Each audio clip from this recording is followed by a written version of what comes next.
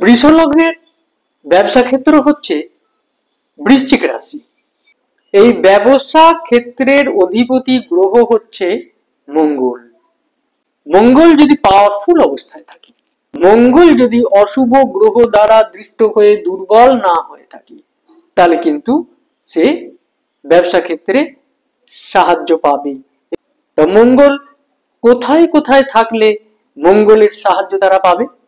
মঙ্গল যদি বৃশ্চিক রাশিতে থাকে বা বৃশ্চিক রাশির ওপরে যদি মঙ্গলের দৃষ্টি থাকে, মঙ্গল যদি মকর রাশিতে থাকে, মঙ্গল যদি মীন রাশিতে থাকে বা মীন রাশির ওপরে যদি মঙ্গলের দৃষ্টি থাকে, মঙ্গল যদি সিংহ রাশিতে থাকে, কন্যা রাশিতে যদি মঙ্গলের দৃষ্টি থাকে, তাহলে কিন্তু সে ব্যবসা ক্ষেত্রে অবশ্যই উন্নতি করতে পারবে। আমি পয়েন্ট ওয়াইজ বলছি, আপনারা নোট করে নেবেন। তাহলে নিজেদের রাশিচক্র সামনে দেখলেই আপনারা বুঝতে পারবেন এই পয়েন্টগুলো আপনাদের জীবনের সঙ্গে মিলছে কিনা।